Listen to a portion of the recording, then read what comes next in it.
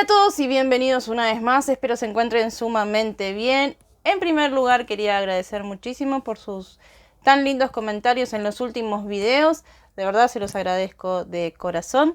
También pedirle disculpas por el audio de los últimos dos videos, o del último video en realidad, que no sé qué fue lo que pasó, pero estuvo fallando. En la edición estaba bien y al subirlo algo se me descompaginó. Pero bueno, esperemos que este salga todo bien. En esta oportunidad lo que les voy a contar es lo que le sucedió a Carla Romina Ortega, una joven tucumana de 17 años de edad, que a veces cuando intervienen menores en los hechos, muchas veces sacan ventajas que quizás, en mi opinión, tal vez no deberían merecer. Empecemos.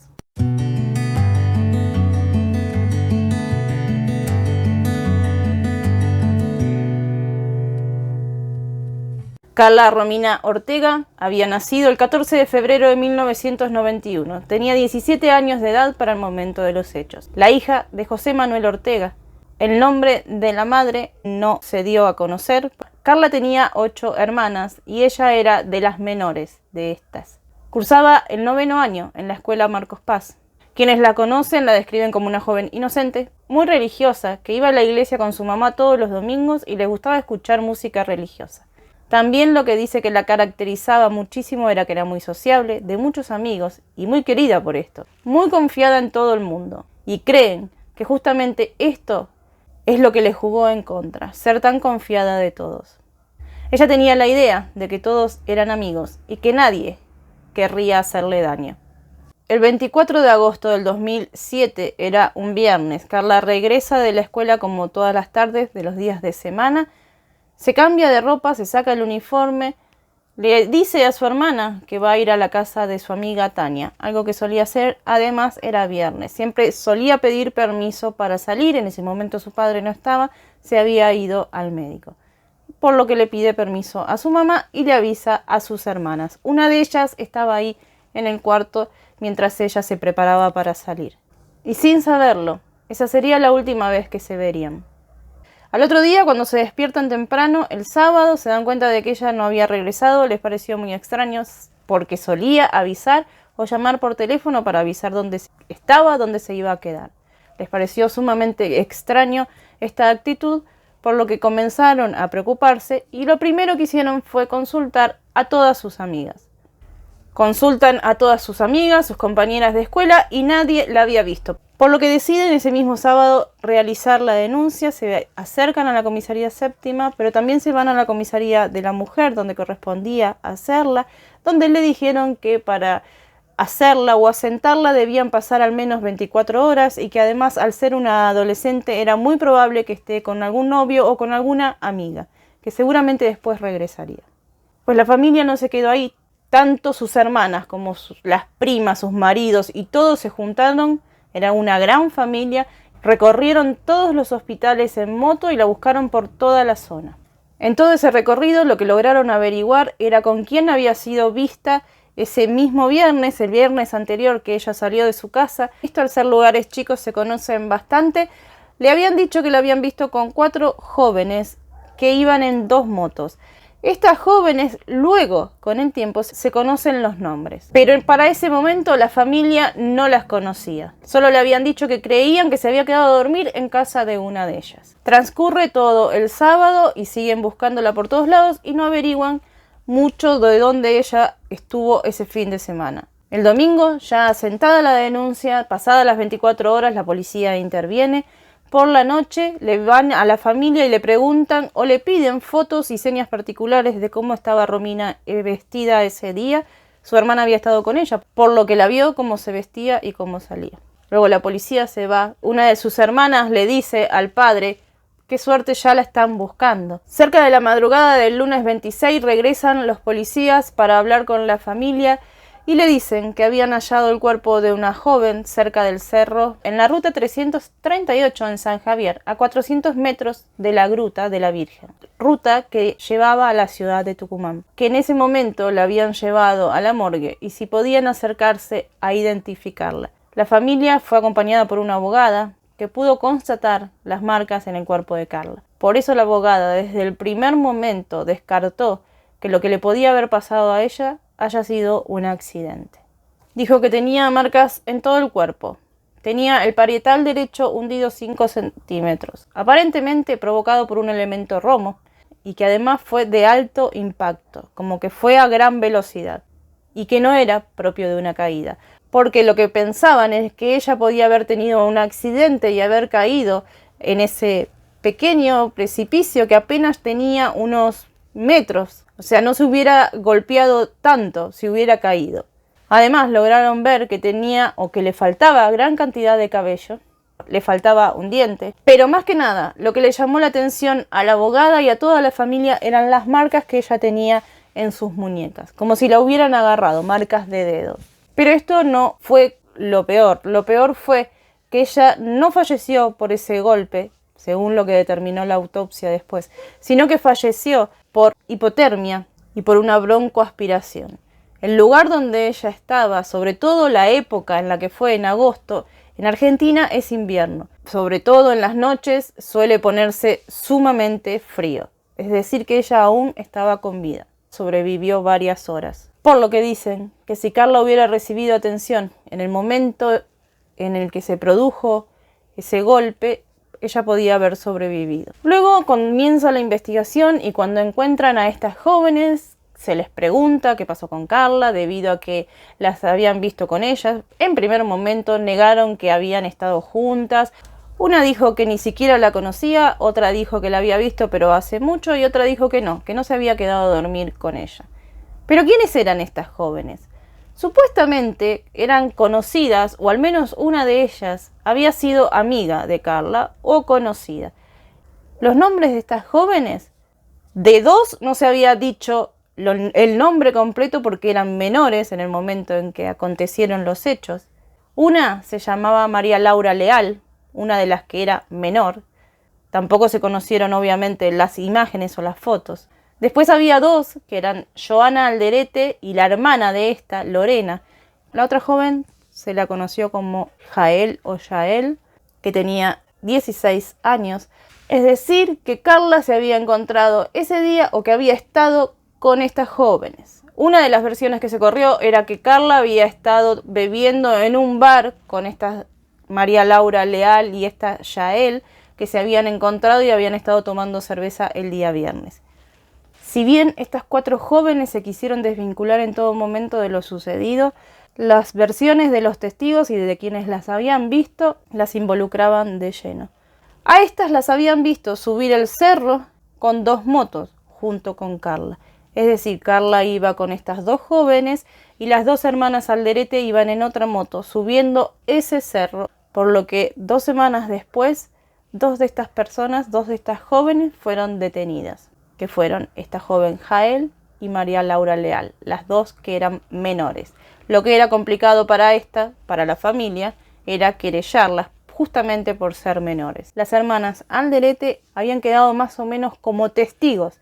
Las jóvenes se contradijeron en muchísimas oportunidades, sus declaraciones eran bastante distintas. En primer momento, todas dijeron que había sido un accidente, que ella se había patinado y se había caído.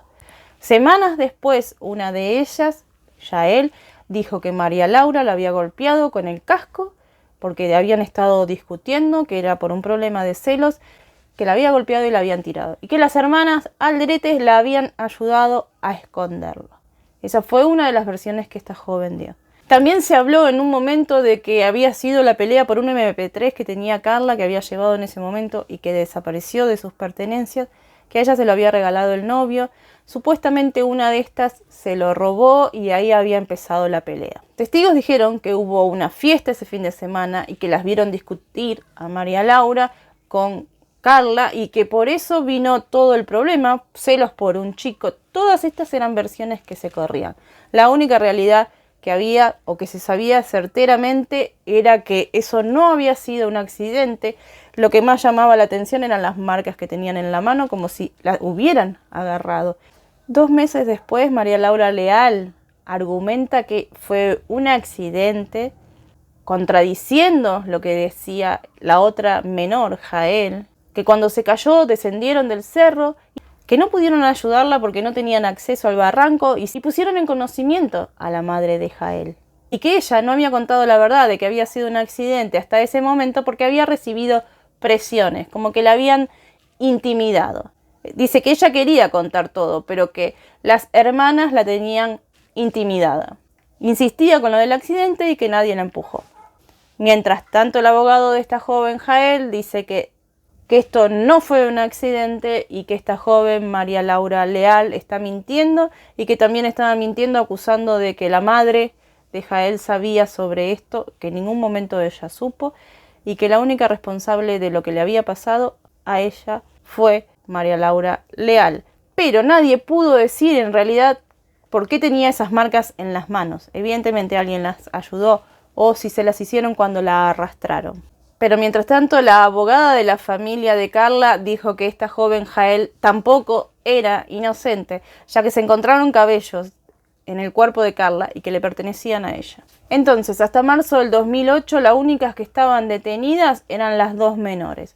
Pero luego, Jael es dejada en libertad y queda como única responsable María Laura Leal, que supuestamente es la que le pegó con el casco. Mientras tanto, en abril seguían las investigaciones, se logró deducir que en realidad eran 3 las motos por las que faltaba gente que había participado. Eso es lo que querían determinar, si había más personas involucradas y creían que al encontrar el MP3 esto le podía dar cierta información también. Analizaron su línea telefónica, su sábana de llamadas, pudieron distinguir varios números, pero la familia hubo unos que no supo de quién eran. Lo que tenían que averiguar era a quién les pertenecía y quiénes eran los titulares, dónde vivían esas personas. Esa investigación ahí quedó. En agosto del 2010, la jueza de menores de Tucumán, Nora Wessler, encontró a María Laura Leal culpable del delito de abandono de personas seguido de muerte, por lo que le pasó a Carla ese día. Pero esta María Laura fue condenada a 3 años de prisión condicional, por lo que no fue a prisión. Quedó en libertad directamente. El fiscal de la Cámara había pedido 15 años, pero la jueza solo le dio 3 y en libertad. Obviamente esto provocó la indignación de la familia, que prometió continuar con las marchas. También manifestaron ante la prensa una fuerte crítica contra esta jueza. Aparentemente ya había tenido antecedentes de esta jueza de haber pasado por casos parecidos a este. La jueza también dijo que había que seguir investigando la participación de las 2 hermanas Alderete, algo que supuestamente aún sigue en curso, o al menos seguía en curso en 2014 y hasta ahora, 2020, no se tiene nada, 13 años después. Lamentablemente nunca se pudo confirmar qué es lo que hizo Carla esa noche, con quién estuvo, qué fue lo que realmente le pasó. Quedaron muchas dudas sobre este caso. Una sola acusada sin prisión, es decir, que quedó en el olvido el caso de Carla. La familia no obtuvo justicia por ella. Y este caso en realidad, si bien no tiene como tiene una resolución, aunque no nos guste, tiene una resolución. Más que nada lo quise traer porque me parece siempre que a los menores que cometen actos que podrían ser juzgados prácticamente como mayores no se los hace. Y esto es algo que se debate en muchísimos países, cuál debería ser la edad que debería tener el menor para ser juzgado, porque realmente a veces ya con 15, 16 años sabes muy bien lo que está bien y lo que está mal. Además, habían como muchísimas pruebas para determinar que estas jóvenes fueron culpables. Esta Yael había quedado en libertad cuando se supo que ella había estado ahí, o fueron cómplices. Esto no fue un accidente, simplemente fue para la jueza abandono de personas. La dejaron ahí hasta que no respiró más. Lamentablemente el caso de Carla hoy es noticia, pero no por algo que tenga que ver con lo que le pasó a ella, sino porque hay gente que dice que en el lugar donde ocurrió se ven cosas sobrenaturales, se ve a una joven andar y se dice, la gente del lugar, que es el fantasma de Carla. Yo no sé cómo esto puede recibirlo la familia.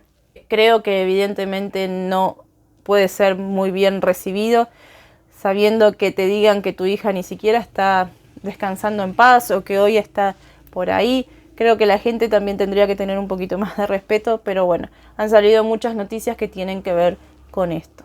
El caso de Carla es bastante confuso porque hay muchas opiniones, hay muchas contradicciones. Simplemente quería traerlo para hacerle memoria, para que no se le olvide. Bueno, este es un caso donde no pude encontrar mucha más información que este, más que nada fue de un programa que les voy a dejar la fuente. El resto lo saqué de los periódicos, de todos los que encontré, y esta es la única información que había. Y bueno, realmente espero que les haya sido de interés, me gustaría conocer su opinión. Yo sin más me despido hasta el próximo video, sin antes decirle que se cuiden mucho, que cuiden mucho a los suyos, que no bajen los brazos con el tema de cuidarse, que sigan adelante, que no se confíen, que todavía estamos muchos en cuarentena y que todavía tenemos que protegernos, tanto nosotros como a los demás. Un fuerte abrazo para ustedes y para todos sus seres queridos. Nos vemos. Chao.